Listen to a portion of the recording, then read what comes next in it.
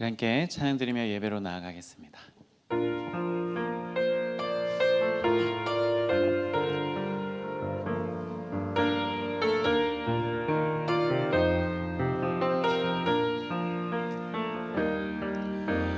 주님 다시 오실 때까지 나는 이 길을 가리라. 좁은 문 좁은 길 나의 십자가 지고 나의 가는 이 길 끝에서 나는 주님을 보리라. 영광의 내 주님 나를 맞아 주시리. 주님 다시 오실 때까지 나는 일어나 달려가리라. 주의 영광 온 땅 덮일 때 나는 일어나 노래하리. 내 사모하는 주님 온 세상 그 주시라. 내 사모하는 주님 영광의 왕이시라. 내 사모하는 주님 내 사모하는 주님 온 세상 그 주시라. 내 사모하는 주님 영광의 왕이시라.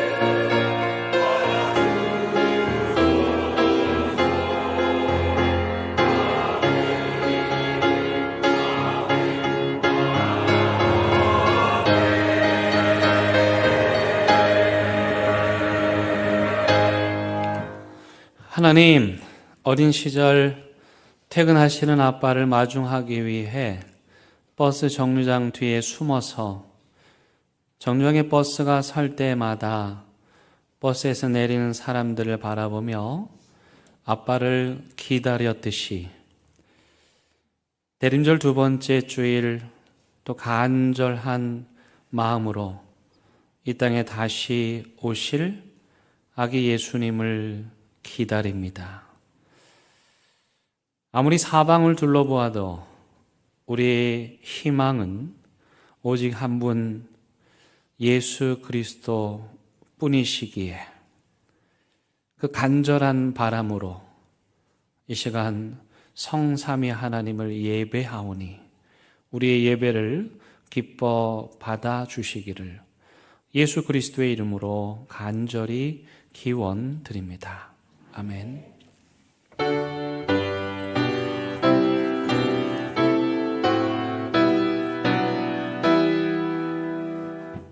모두 서서히 마음을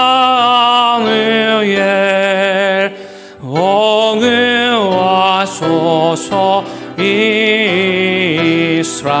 이스라엘 기포로 생활고 달 파 메시아이다 닙니다.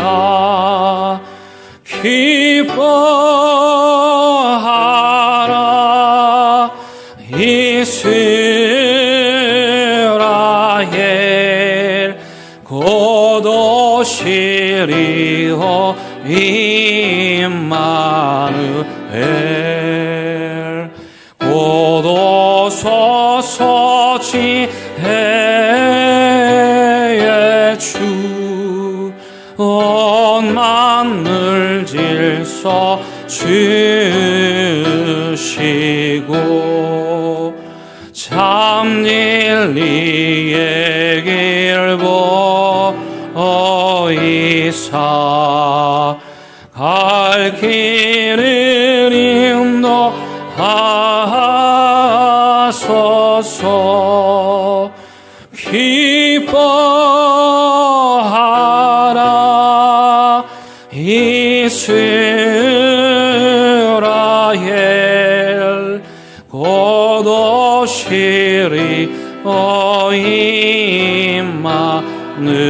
임마누엘 곧 오소서 소망의 주 만 백성 한 맘 이루어 시기와 분쟁 없애고 참 평화 채워 주소서.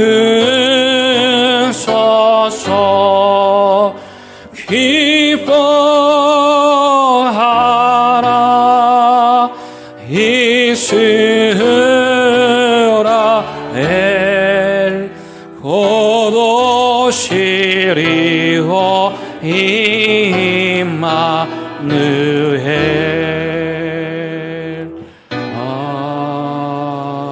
아멘. 이 세 줄기에서 한 싹이 나며 그 뿌리에서 한 가지가 나서 결실할 것이요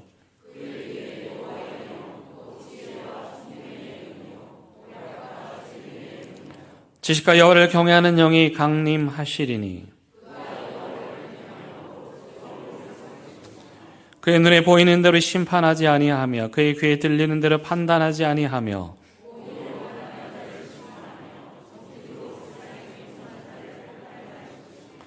그의 입에 막대기로 세상을 치며 그의 입술의 기운으로 악인을 죽일 것이며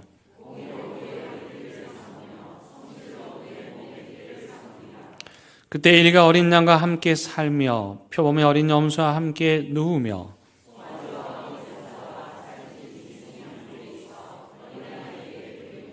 암소와 곰이 함께 먹으며 그것들의 새끼가 함께 엎드리며 사자가 소처럼 풀을 먹을 것이며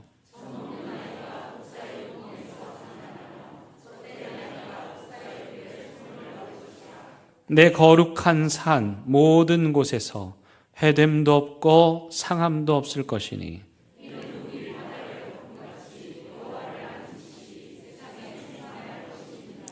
그날에 이새의 뿔에서 한 싹이 나서 만민의 기치로 설 것이요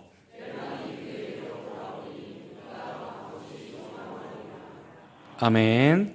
나는 전능하신 아버지 하나님 천지의 창조주를 믿습니다. 나는 그의 유일하신 아들 우리 주 예수 그리스도를 믿습니다. 그는 성령으로 잉태되어 동정녀 마리아에게서 나시고 본디오 빌라도에게 고난을 받아 십자가에 못 박혀 죽으시고 장사된 지 사흘 만에 죽은 자 가운데서 다시 살아나셨으며 하늘에 오르셔 전능하신 아버지 하나님 우편에 앉아 계시다가 거기로부터 살아있는 자와 죽은 자를 심판하러 오십니다. 나는 성령을 믿으며 거룩한 공교회와 성도의 교제와 죄를 용서받는 것과 몸의 부활과 영생을 믿습니다. 아멘. 이 시간 자리에 앉으셔서 하나님과 여러분만이 아는 은밀한 죄를 침묵 가운데 고백하는 시간 갖습니다.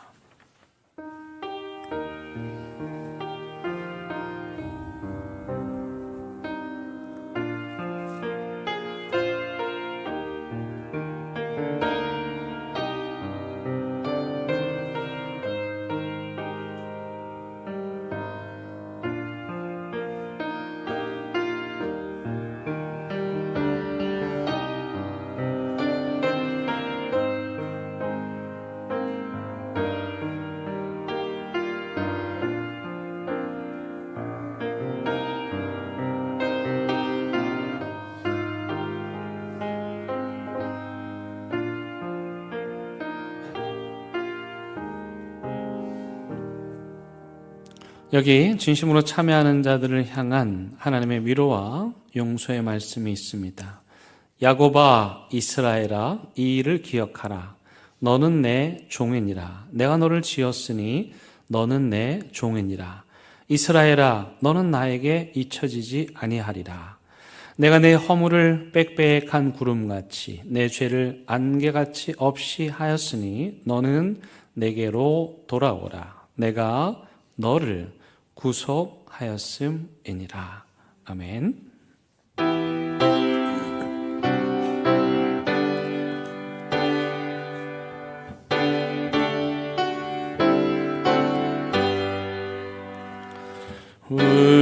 우리는 주님을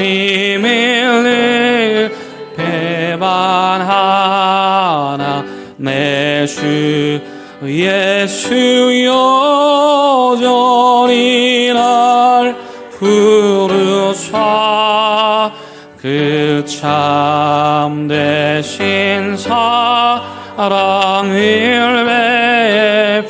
베푸시나니 내 영되어 주님을 곧따르라. 주 널 위해 비네 주 널 위해 비네 주 널 위해 비네 항상 비시네.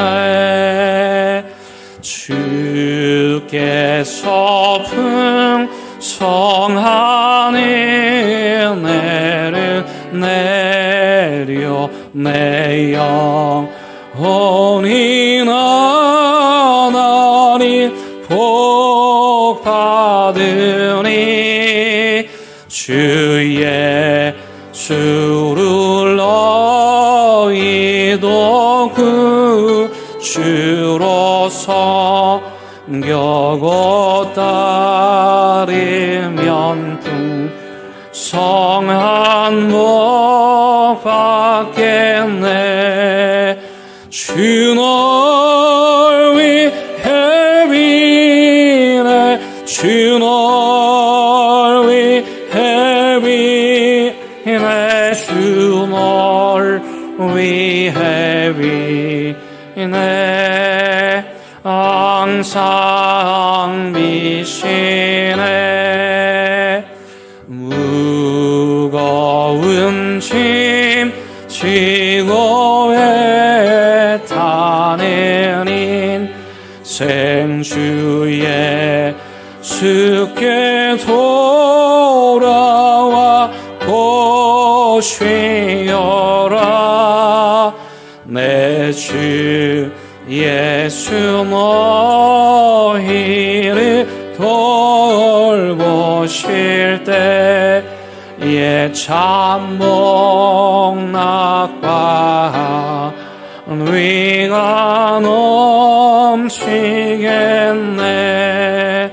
주 널 위해 비네 주 널 위해 비네 주 널 위해 비네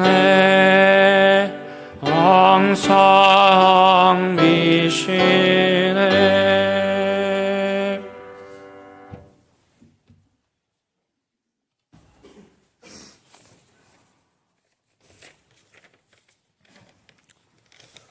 은혜와 사랑이 풍성하신 하나님, 어둡고 캄캄한 이 땅에 참 빛으로 오셔서 우리에게 구원의 길을 열어주신 주님이 나를 기억하며 대림절 두 번째 촛불을 밝히며 이곳 대연교회 예배당에 불러주시고 하나님께 예배하게 하시니 감사합니다. 밖에는 이제 찬바람이 불고 차가움이 더하는 날씨입니다. 이 계절 어르신들과 가부들과 고아들을 기억하여 주옵시고 지체 장애자들에게도 사랑으로 함께 하시어 건강을 허락하여 주시기를 원합니다.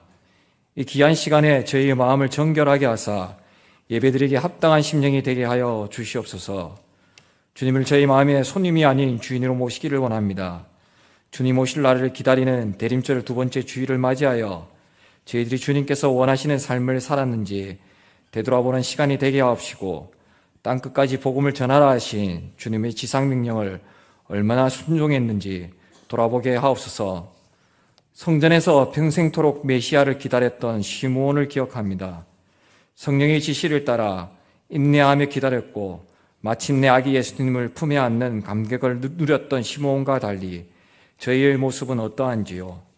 조급함에 쫓겨 주님보다 앞서 행했고 눈에 보이는 현실에 매여 영원한 구원을 바라보지 못했음을 회개합니다. 시므온처럼 성령 위에 머물며 약속하신 말씀을 끝까지 신뢰하는 끈기 있는 믿음을 회복시켜 주시옵소서. 매년 흘러가는 세월 속에 맡기고 살아가는 나그네와 같은 우리의 인생, 그동안 남보다 더 많이 가지려고 더 높이 올라가려고 노력하였지만 돌아보면 우리에게 허락하신 것은 일용한 양식뿐이었음을 고백합니다. 하지만 절망 가운데에서도 위로를 주시고 눈물 가운데에서도 평안하게 하신 주님께 감사를 드립니다. 가진 것은 없다 하더라도 있는 것으로 자족하게 하여 주시옵소서. 많이 가지거나 너무 적게 가져 주님께 범죄하는 일이 없게 하옵소서. 전쟁과 기근, 분열과 다툼으로 신음하는 이 땅 위에, 그리고 경제적인 한파로 얼어붙은 이 나라와 민족 위에 주님의 평화가 임하기를 간구합니다. 특별히 북한 땅에서 고통받는 동포들과 복음을 위해 헌신하는 선교사님들을 기억하여 주옵소서. 성탄의 기쁜 소식이 그들에게 참된 위로와 안식이 되게 하옵소서. 저희 교회가 이 지역 사회에 평화의 도구가 되게 하시고 소외된 이웃들의 손을 잡아주는 따뜻한 베들레헴의 별이 되게 하옵소서. 세상의 시험과 유혹 속에서도 교회가 흔들리지 않고 주님의 뜻을 굳게 세우는 등대가 되게 하시며 교회를 통해 많은 영혼이 주님께 돌아오게 하옵소서. 하나님 사랑을 증거하는 삶의 장이 되는 대형교회가 되게 하시고 한 사람 한 사람의 마음속에 주님의 은혜가 넘쳐나게 하옵소서. 오늘 주님의 이름으로 믿음의 자녀들을 위해 기도드립니다.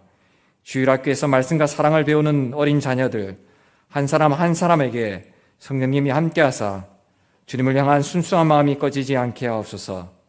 세상과 학교, 친구들의 유혹과 시험 속에서 믿음의 자녀들이 흔들리지 않고 주님의 길을 따라갈 수 있도록 지켜 주옵소서.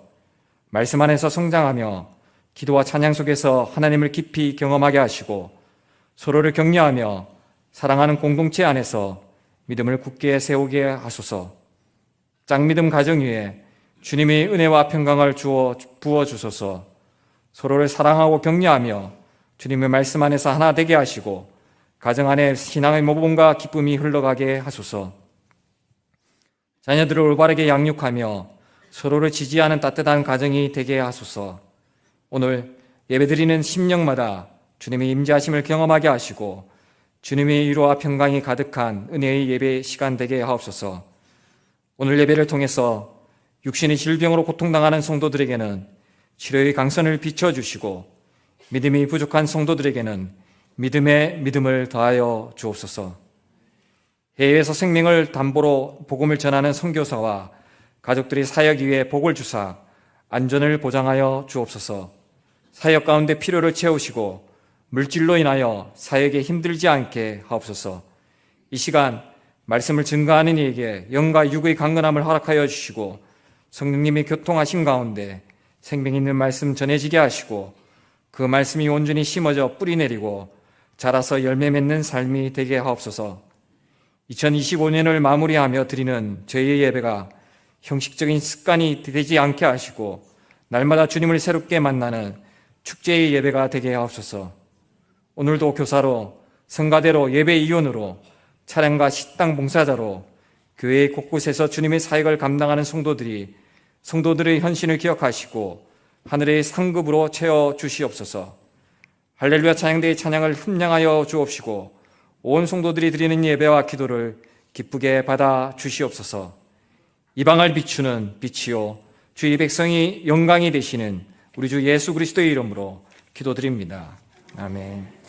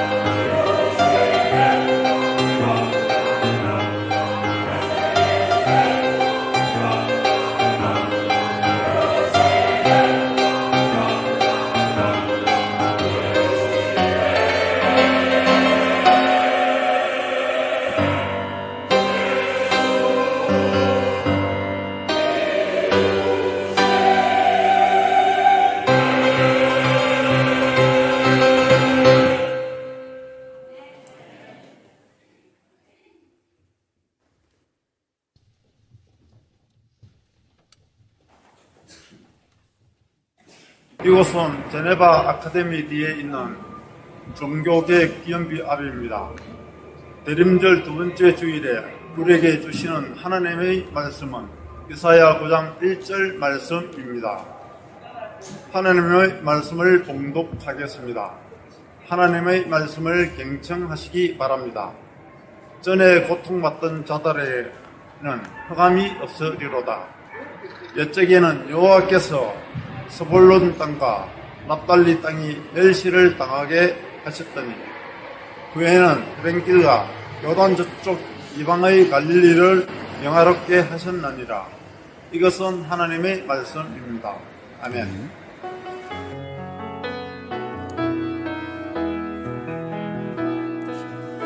이 말씀 따라 사는 동안 지치지 않게 하시고 이 말씀 따라 사는 동안 주님 나라 이루소서. 여러분, 우리나라에서 가장 높은 산이 어떤 산인지 아십니까? 가장 높은 산, 부동산이라고 합니다. 근데 이놈의 부동산은 높이가 계속 올라가죠. 그러나 아무 땅이나 그렇진 않죠. 어떤 땅에 부동산이 올라갑니까? 서울입니까? 부산입니까? 아, 그렇습니까? 이상하게 똑같은 땅인데 어떤 땅은 땅값이 비싸고 또 어떤 땅은 땅값이 안 나가고, 그렇죠? 그렇다면 예수님 시대에 가장 땅값이 비쌌던 곳은 어디였을까요? 예루살렘입니다. 하나님의 성전이 있었던 예루살렘 중심으로부터 해서 땅값이 비싸고 멀어질수록 가격이 내려가는, 그렇게 해서 가장 먼 저 변방, 땅값이 가장 쌌던 곳, 거기가 어디냐 하면 바로 갈릴리라고 하는 곳입니다. 요즘에 갈릴리 호수가 있는 그곳인데 그 갈릴리 땅이 예루살렘 중심으로부터 가장 멀리 있어서 변방이어서 그래서 그 땅값이 아주 쌌습니다. 그 이유가 무엇일까? 역사적인 배경이 있는데요. 이스라엘이 참 신기하게도 우리나라처럼 남쪽하고 북쪽하고 나라가 갈라지게 됩니다. 12지파 중에서 2지파가 남쪽, 나머지 10개 지파가 북쪽이었어요. 그래서 남쪽의 중심 지파인 유다 지파를 이름으로 따서 남쪽은 유다라고 불렀고 북쪽은 이스라엘을 통칭하는 이스라엘이라 불렀어요. 그래서 남쪽 유다와 북쪽 이스라엘, 이렇게 남과 북으로 갈라졌는데 이 북쪽 이스라엘이 역사적으로 보면 인류 역사에서 가장 잔인하기로 유명했던 아시리아라고 하는 나라에 의해서 기원전 722년경에 멸망하게 됩니다. 이 아수르가 잔인하니까 그 북쪽 이스라엘을 완전히 짓밟아 버렸어요. 그리고 식민 통치를 해서 백성들을 억압하고 고통에 빠뜨렸습니다. 그뿐만이 아니라 아수르가 취한 정책은 뭐냐면 본토민들 순수 혈통을 그대로 두면 언젠가 반란을 일으킬 것이라고 생각을 해서 다른 지역에 사는 사람들을 강제로 이주시켜가지고 혈통적으로 다 섞여버리게 만들었어요. 근데 문제는 뭐냐면 이스라엘 사람들은 굉장히 혈통에 대한 자부심을 가지고 있단 말이죠. 우리는 아브라함의 후손이다, 하나님의 선택된 백성이다라고 하는 이 혈통 우월주의를 가지고 있었기 때문에 북쪽 사람들이 다른 혈통과 섞인 이유로는 그들을 이방인 취급했어요. 즉 같은 민족으로 취급하지를 않았던 것이에요. 자, 보세요. 북쪽 땅, 지금 예수님 시대 갈릴리, 오늘 성경에 보면 스불론과 납달리라고 일컫는 그 구체적인 지명을 통칭하는 게 갈릴리인데, 그 갈릴리가 아수르라고 하는 제국에서 억압당했고 식민 통치를 받으면서 고통을 당했고, 더더군다나 이방인들과 섞이면서 이제는 이스라엘 사람 대접을 받지 못하는, 이방인 취급당하고 멸시를 받는 그런 땅이 된 거예요. 그러니까 당연히 갈릴리 땅값이 쌀 수밖에 없는 것이죠. 오늘 이사야 선지자는 짧은 이 한 절 말씀을 통해서 바로 그 변방, 이방인에게 짓밟히고 그래서 순수 혈통을 잃어버린 그 갈릴리에 대한 예언을 하고 있습니다. 오늘 이 한 절 말씀을 이해하는 데 있어서 매우 중요한 표현이, 오늘 본 1절 말씀 한번 하단에 띄워주시면 좋겠습니다. 여기 처음에 전에라는 표현이 있죠. 이게 전에는 이라고 하면 좋을 것 같아요. 전에는 이랬고 뒷부분에 보면은 또 후에는 이라는 표현이 있어요. 그래서 전에는 이 북쪽 이스라엘 갈릴리 스불론과 납달리 땅이 이러이러했는데 후에는 이렇게 되었다, 이 표현이에요. 자, 전에는과 후에는 이 구조로 다시 한번 읽어드릴게요. 전에는 고통받던 자들에게 흑암이 있으리로다. 옛적에는 여호와께서 스불론 땅과 납달리 땅이 멸시를 당하게 하셨더니, 그렇죠? 이방인이라고 멸시를 받았죠? 짓밟혔죠? 후에는 해변길과 요단 저쪽 이방의 갈릴리, 여기 이방이라고 표현하죠? 갈릴리, 그 이방의 스불론과 납달리를 어떻게 할 것이다? 영화롭게 할 것이다. 그럼 어떻게 영화롭게 하셨는가? 그게 바로 2절에 나옵니다. 2절 말씀 우리 다 같이 읽겠습니다. 시작. 흑암에 행하던 백성이 큰 빛을 보고 사망의 그늘진 땅에 거주하던 자에게 빛이 도다.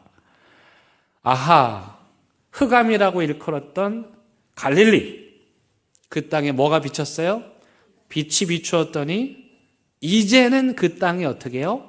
하나님의 영광을 입게 되었다.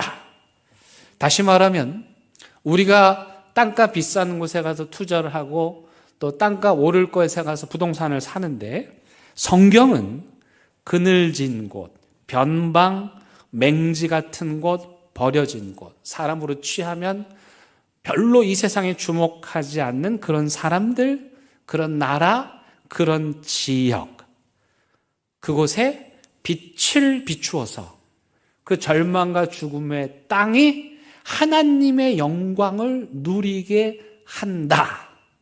이게 이사야의 말씀입니다.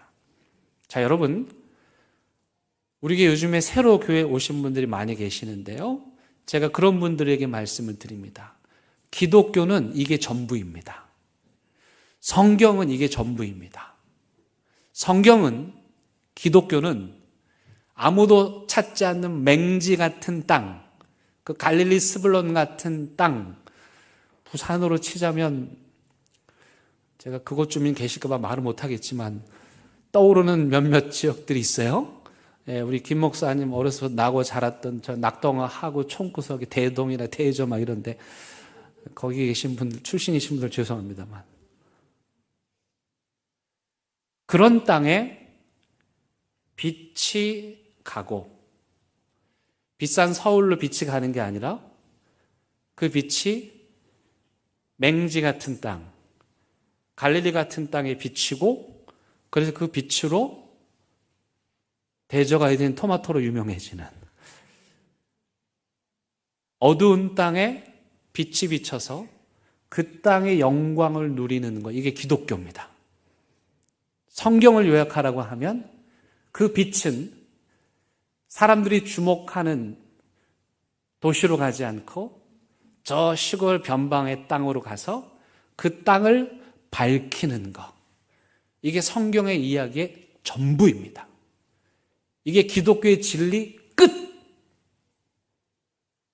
기독교의 진리는 그 빛이 세상의 빛을 찾아가지 않고 오히려 사람들이 찾지 않는 세상의 어둠을 찾아가서 그 어둠의 빛을 비추고 그렇게 그 어둠이 하늘의 영광을 누리게 하는 것.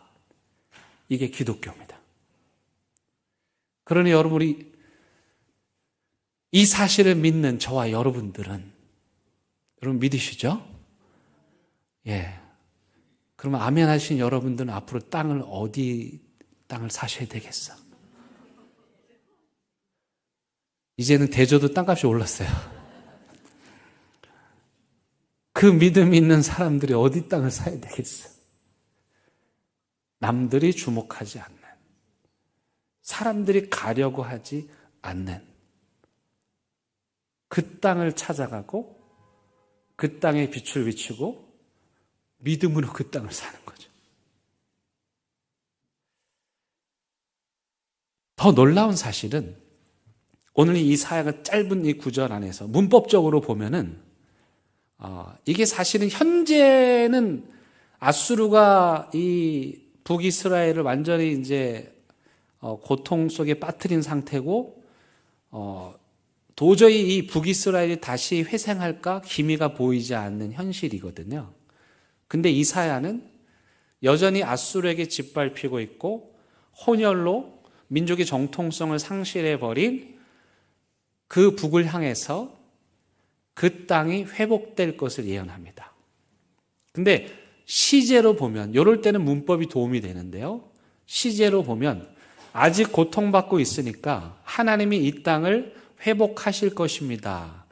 그러면 과거형을 써야 됩니까? 미래형을 써야 됩니까? 미래형을 써야 되겠죠.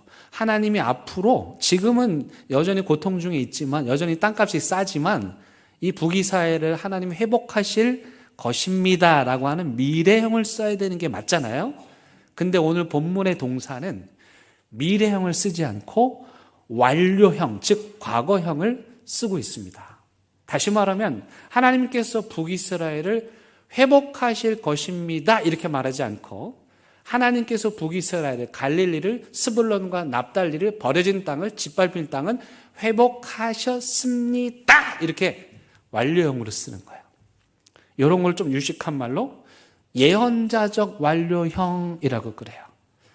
예언자의 심정으로 보면 하나님께서 이 북이스라엘을 버려진 땅을 짓밟힌 땅을 회복하시겠다고 약속하셨으니 예언자의 마음속에는 하나님의 약속은 반드시 이루어지는 것이므로 따라서 예언자의 이 파토스 심정은 하나님이 약속하셨으면 반드시 이루어져.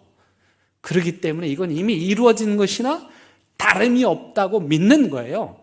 그래서 북이스라엘이 회복될 것입니다가 아니라 갈릴리 땅이 회복될 것입니다가 아니라 갈릴리가 회복되었습니다 이렇게 말하는 거예요. 오늘 우리 찬양대 이루시네가 시제로 보면 뭡니까? 지금 이루고 계시는 현재를 강조하고 있죠. 그런데 예언자적 완료형을 쓰면 어떻게 이 제목을 바꿀 수 있을까요? 이루셨네 이렇게 할 수 있는 거예요. 이게 무슨 마음인지 아시겠습니까? 이사야는 남쪽 사람이에요. 남북이 갈라져 있다는 건 늘 우리도 마찬가지지만 갈등이 있고 긴장이 있는 거죠.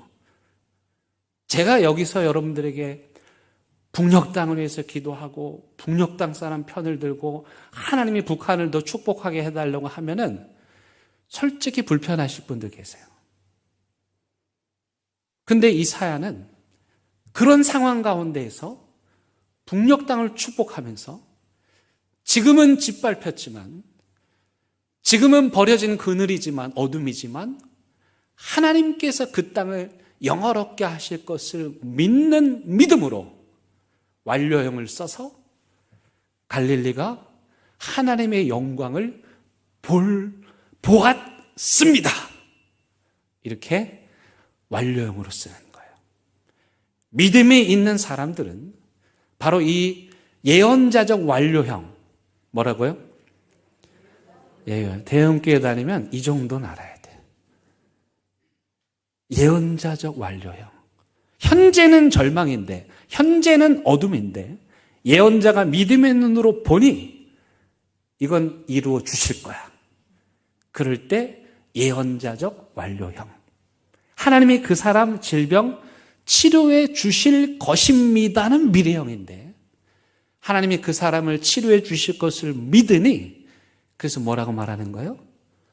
예언자적 완료형 상황이면 하나님이 그 사람을 치료해 주셨습니다 라고 말할 수 있는 거예요. 여전히 그 사람은 주저앉아 있어요. 어둠 가운데 있어요.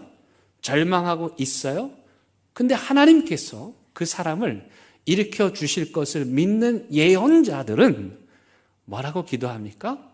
하나님이 이 사람을 일으켜 주셨습니다 라고 예언자적 완료형을 사용함으로써 하나님에 대한 굳건한 믿음과 신뢰, 그리고 그 하나님께서 언제나 늘 그랬던 것처럼 어둠의 땅에, 맹지 같은 땅에, 절망과 죽음의 땅에 빛을 비추셔서 그들을 영화롭게 하시는 이 놀라운 하나님의 섭리를 당연히 또 이루어 주실 것을 믿습니다. 그게 바로 예언자적 완료형에 담긴 예언자의 마음인 것이죠. 오늘 이 사야는 바로 그 일을, 저 북녘 땅에 맹지 같은 버려진 땅값이 폭락한 그 땅이 다시 회복될 것을 믿음의 눈으로 바라보면서 어떻게 그 일이 가능할까? 어떻게 그 일이 가능할까? 여러분, 지난주에 제가 이렇게 설교하다가 손으로 이렇게 했죠? 그때 여러분 뭐라고 말했습니까? 한번 해볼까요? 어우, 잘하셨어요. 지난주보다 더 잘하시네. 네. 한 아기가 났어요. 누구를 위해서? 예, 우리만이 아니고 또 한 아기가 195만 명 이주 노동자를 위해서, 한 아기가 550만 명 상용사들을 위해서 한 아기가 났다. 이 사야가 예언하는 게 바로 그겁니다. 저 버려진 땅 갈릴리를 위해서 한 아기가 날 건데, 그 아기는 장차 이스라엘 다스릴 왕이 될 건데, 그 왕은 남쪽에서 나겠지만 남쪽만을 위한 왕이 아니라 북녘 땅까지를 함께 회복하고 구원하는 왕이 될 거다. 그 왕이 누구십니까? 예수 그리스도이십니다. 그 아기가 누구입니까? 예수 그리스도이십니다. 실제로 예수님께서 이 땅에 오셔서 이 이사야의 예언의 말씀을 이루셨습니다. 여러분, 예수님이 오셔가지고 소위 말해 공생의 사역을 시작하시는데, 그 사역을 시작하신 장소가 어디입니까? 예루살렘입니까? 갈릴리입니까? 갈릴리예요.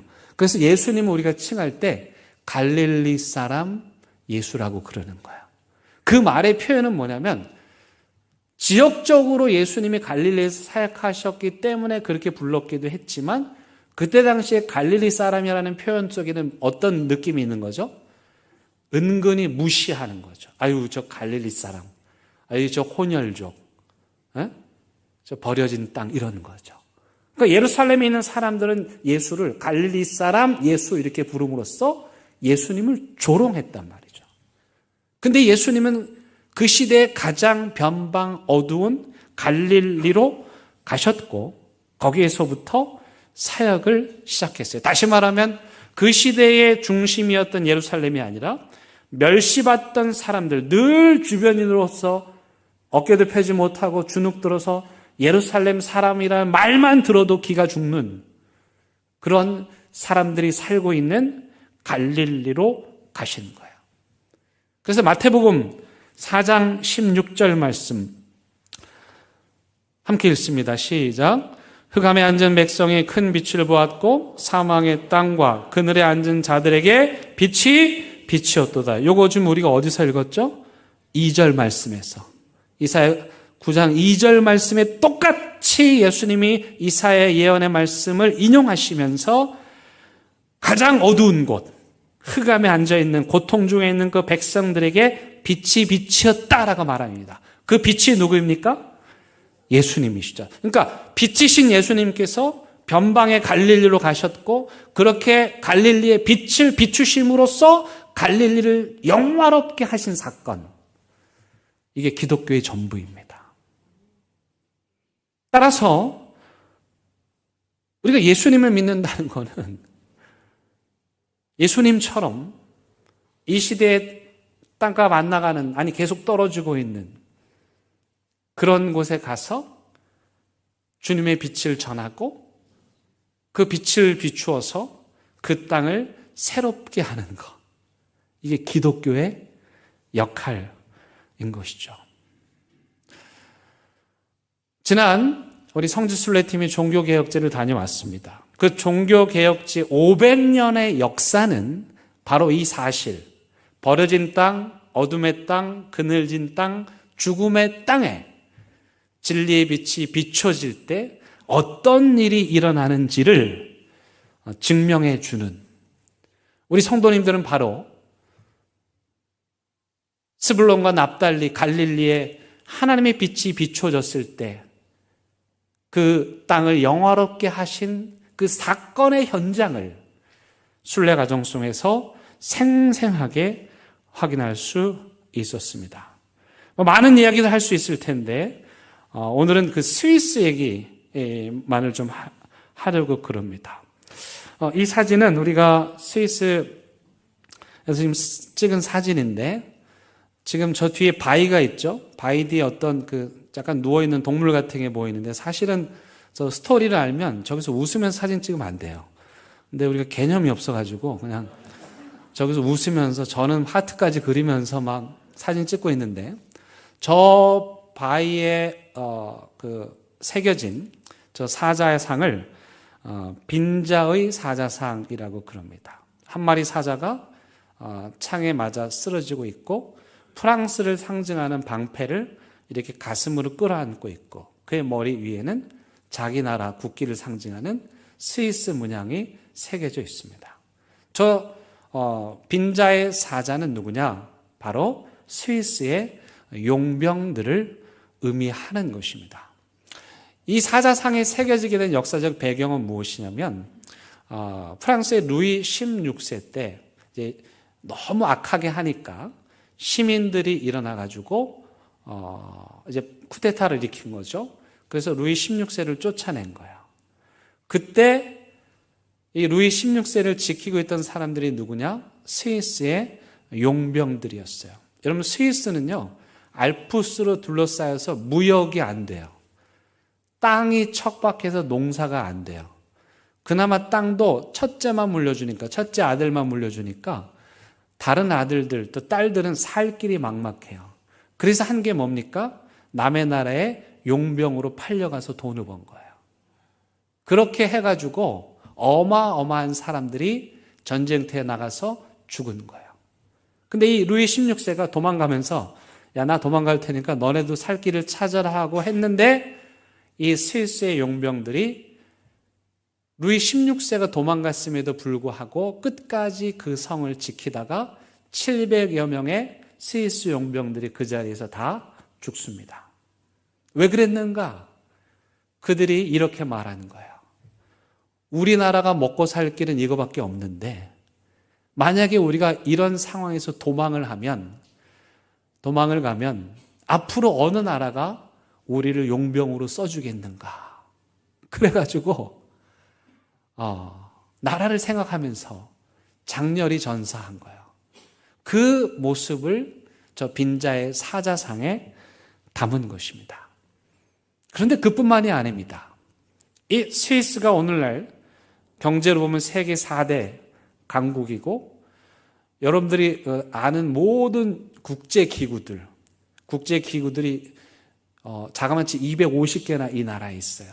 뭐 WTO, WHO, 적십자사, 뭐 세계통신표준, 뭐 인권기구 다 이 제네바에 들어있단 말이에요. 근데 그때 그들은 용병으로 먹고 살아야 할 정도로 가난한 나라였어요. 그럼 어떻게 그런 나라가 오늘날 그런 신뢰받는 강대국이 될 수 있었는가? 그건 바로 복음의 빛이 그 스위스에 들어갔기 때문이에요.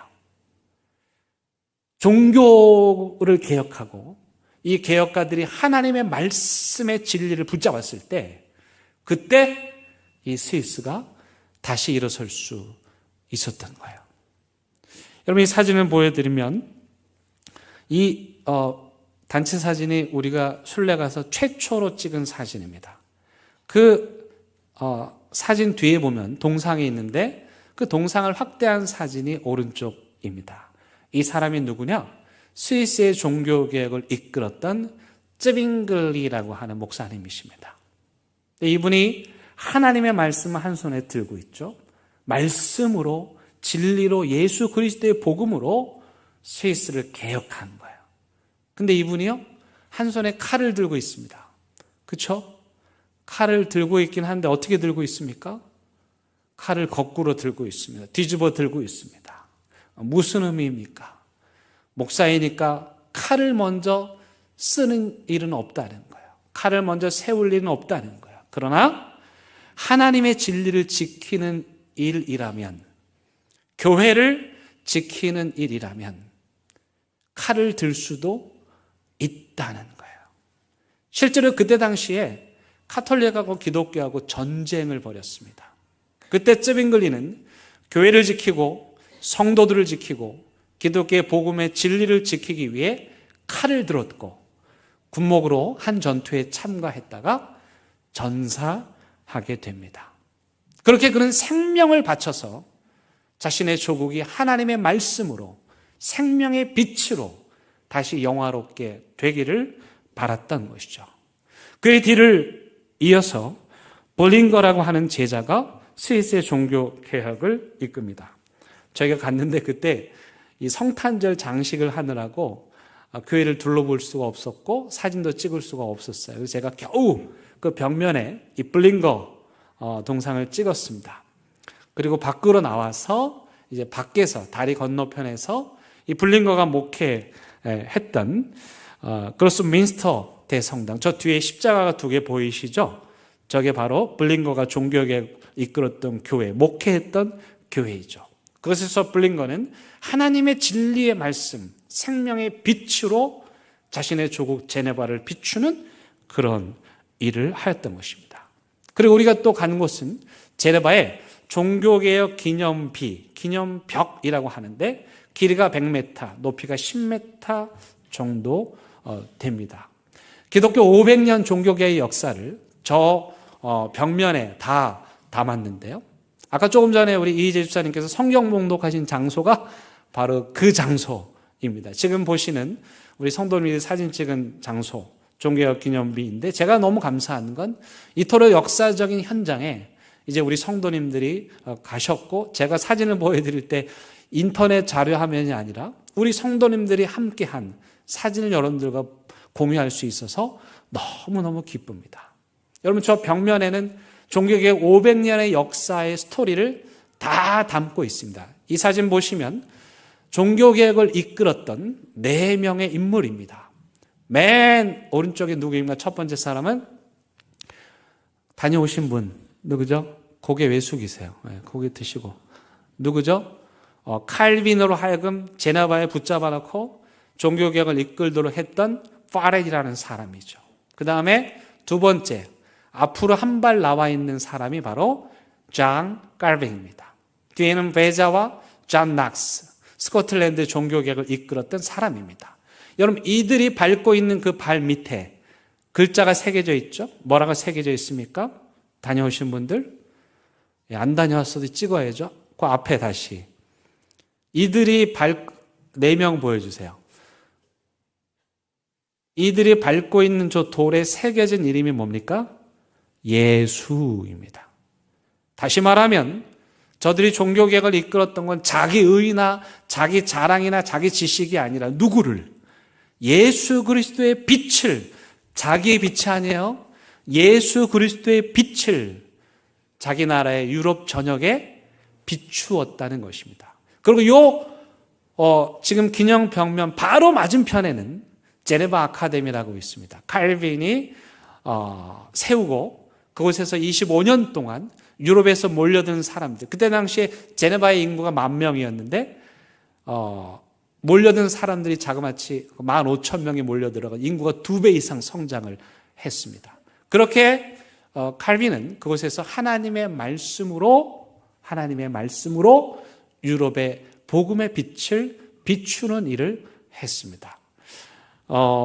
그리고 우리 성도님들이 칼빈이 목회했던 생페르 교회를 갔어요. 그 교회를 좀 보여주세요.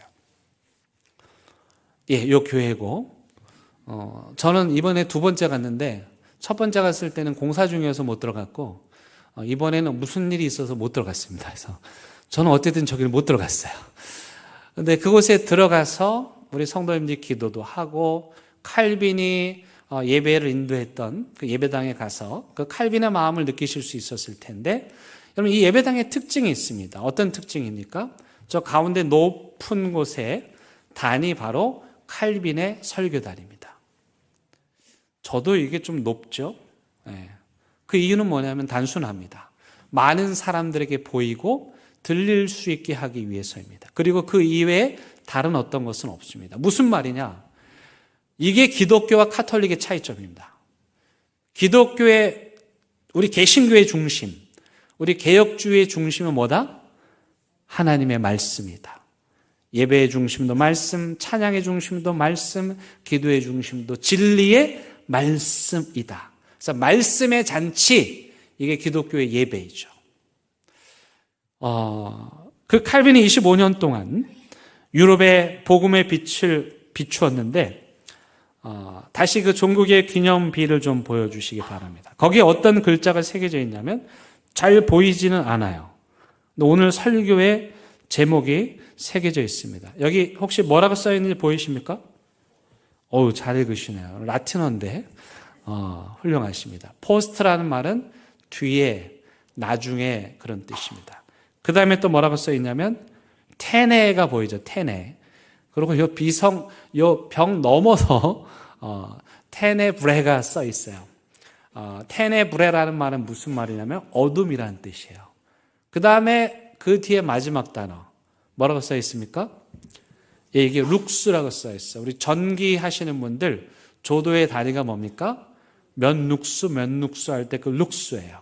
참 제가 찍은 사진인데 잘 찍었죠? 그 룩스에 조명빛이 쫙 들어오는, 빛이 들어오는 거예요. 포스트, 후에, 나중에. 테네블의 어둠, 그 다음에 룩스, 빛. 다시 말하면 어두운 유럽 땅에, 어두운 갈릴리에, 어두운 납달리 수불란에, 어두운 조선 땅에 뭐가 들어왔다? 빛이 들어왔더니 어떻게 됐다? 그 땅이 영화롭게 되었더라. 제네바 경제 수준이 어느 정도인지 아세요? 제네바에서 우리 팀이 M으로 시작하는 햄버거 먹었는데요. 1인당 5만 원이었습니다. 우리나라 물가의 5배. 여기 국제기구가 많은데 이 직원들이 늘 투덜대는 게 뭐냐면 월급은 전 세계가 똑같으니까 가난한 나라에 사는 사람들은 충분히 살 수 있지만 이 제네바에서 일하는 UN 직원들은 그 월급 받아가지고 햄버거 5만 원 주고 먹으면 남는 게 없다면서 늘 불평을 한다는 얘기를 들은 적이 있습니다. 여러분, 이 종교개혁 기념비가 말하는 것이 무엇입니까? Post terrible lux. 예수 그리스도의 빛이 비친 이후에는 이렇게 변화된다. 야만의 땅이었고 죽이는 땅이었고 반문명의 땅이었던 그 유럽이 칼빈을 통해서 하나님의 말씀을 배우고 이 제네바 아카데미를 통해서 전 유럽에 복음이 전해지고 그 중에 한 사람이 아까 4명 중에 맨 끝에 있었던 잔 낙스, 그가 스코틀랜드에 가가지고 칼빈의 정신으로 세운 교단이 어떤 교단입니까? 장로교. 그래서 우리는 칼빈의 정신으로 장로교를 세운 잔 낙스의 후예들입니다. 따라서 기독교란 우리에게 새신자들이 많아서 다시 한번 말씀드립니다. 기독교란 어떤 종교냐? 정치, 경제, 사회, 문화의 중심, 사람들이 다 가고 싶어하는, 자고만 일어나면 부동산 값이 폭등하는 그런 곳이 아니고, 아무도 찾지 않는, 땅값 오를 일이 전혀 없는 그런 버려진 땅, 버려진 사람들에게로 가서 거기에 복음의 빛을 비추어서 그들이 예수 그리스도의 복음의 영광을 누리게 하는 것, 이게 기독교입니다. 아무도 찾지 않는 절망을 향해서 눈물로 예수 그리스도의 복음을 들고 찾아가는, 그래서 그들이 예수 그리스도의 영광을 덧입게 하는 교단, 그게 장로교입니다. 그래서 저는 내가 믿는 진리가 포스트 테네브레 룩스, 어둠의 빛을 비추는 종교인 것이 너무도 자랑스럽고, 내가 믿는 이 진리는 제 심장을 오늘도 떨리게 만들고, 이 포스트 테네브레 룩스, 이 말은 오늘도 제 심장을 두근거리게 만듭니다. 사랑하는 대형교 성도 여러분, 저와 여러분들은 개신교도 개혁주의자들 칼빈과 벌링거와 쯔빙글리, 잔 낙스의 자랑스러운 후예들입니다. 그들의 후예들답게 여러분들의 삶의 현장에서 포스트 테네브레 룩스, 어둠의 예수 그리스도의 빛을 비추는 삶을 사시길 간절히 바랍니다. 함께 찬양하시겠습니다.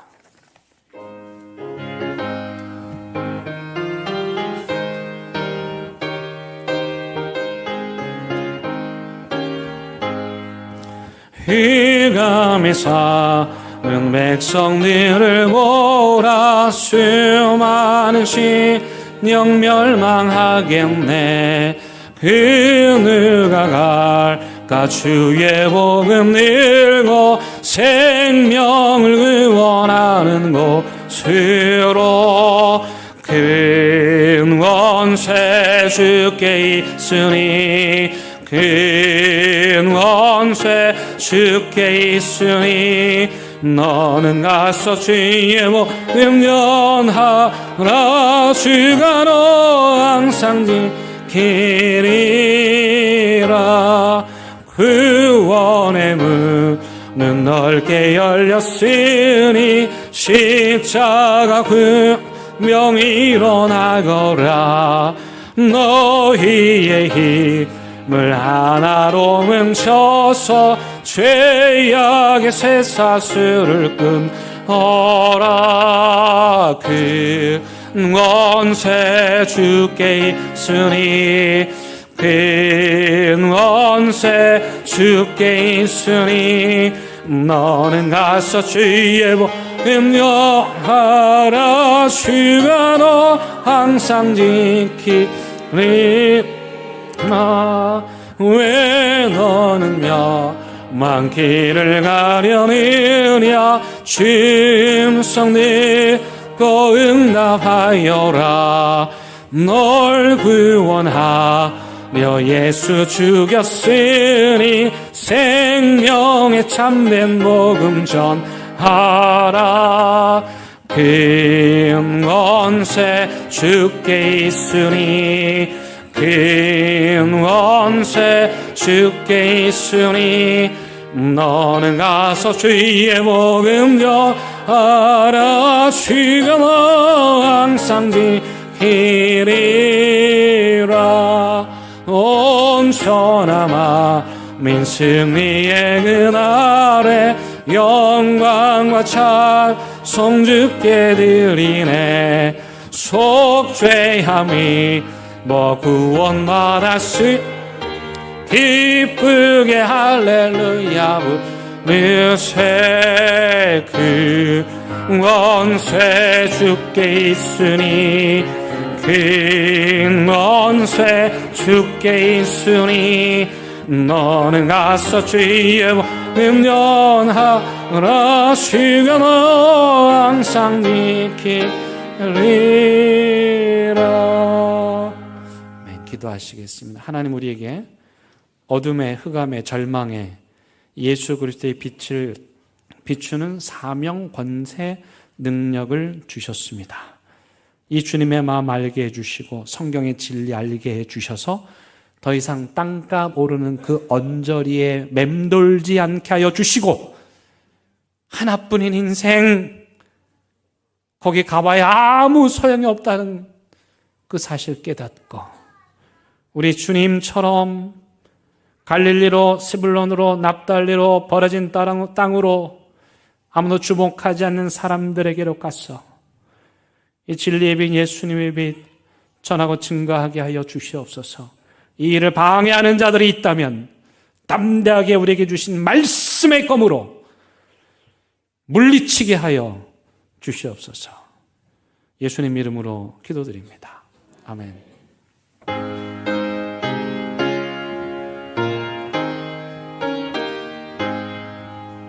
진리와 생명 되신 주 이 몸을 바치옵니다. 믿음과 소망 사랑에 한 마음 되게 하소서.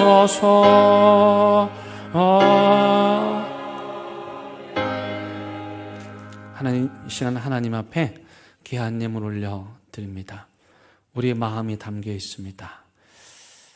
주님, 이 예물을 통해서 아직 이 주님의 빛이 전해지지 않는 그곳 구석구석까지 전하여 주옵소서.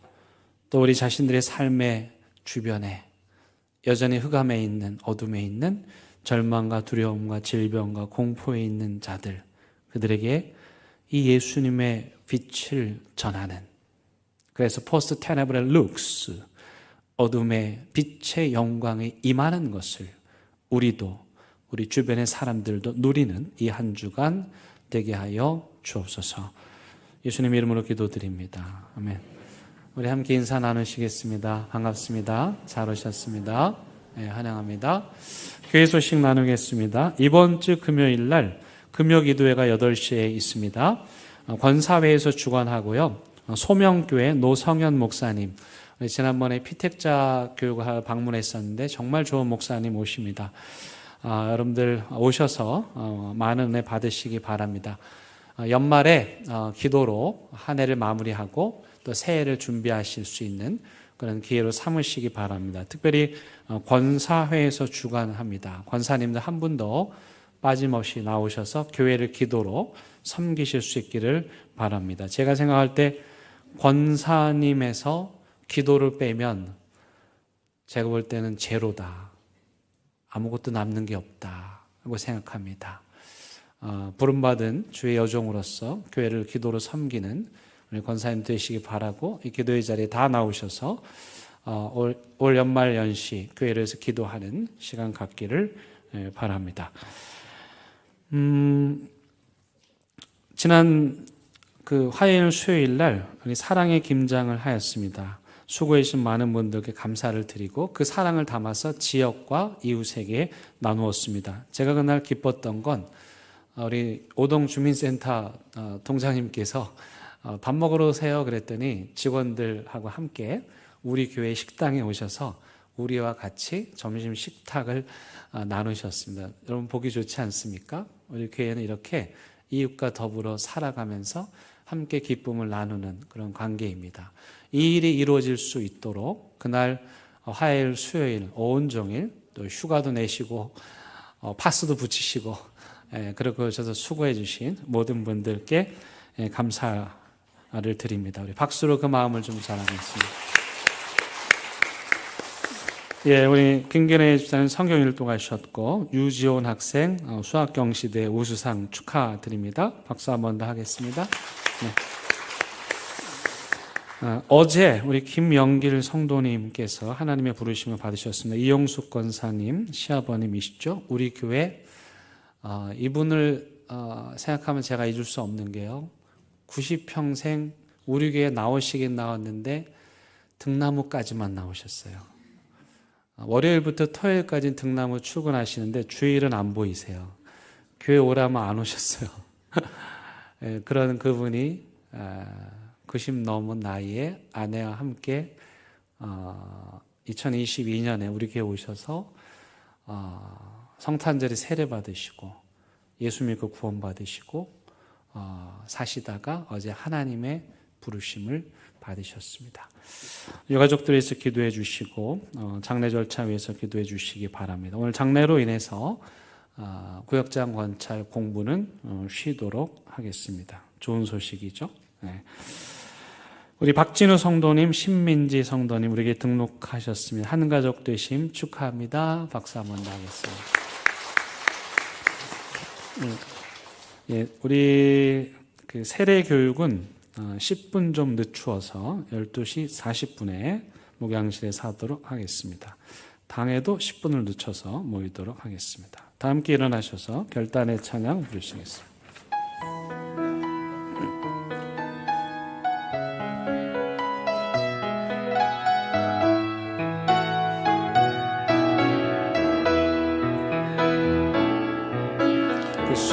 하나님의 고요히 감사여 그 놀라운 평화를 누리며 나 그대들과 함께 걸어가네 나 그대들과 희망을 여네 지나간 아픔과 고통의 날이 무겁게 내 영혼을 눌러도 오 주여 우리 외면치 마시고 약속된 의원을 이루소서 하나님이 우리를 감싸시니 믿음으로 일어나리를 기대하네 주 언제나 우리와 함께 계셔 하루 또 하루 나는 새로 우리 주님 예수 그리스도의 은혜와 하나님의 크신 사랑과 성령님의 인도하심이 늘 언제나 그러셨던 것처럼 가장 어두웠던 우리에게 빛을 비추셨고 그렇게 우리를 영원하게 하신 그 놀라운 진리를 우리에게 전하신 것을 믿고 우리도 이 세상 가장 어두운 곳에 가서 이 빛을 예수 그리스도를 전하기로 다짐하고 또 다짐하는 사랑하는 대형교회 모든 성도들 위해 이들의 가정과 일터와 사업장 위에 저 어두운 북녘 땅 그리고 이 나라 이 민족 위에 이제부터 영원토록 함께 하시기를 간절히 축원합니다. 아멘.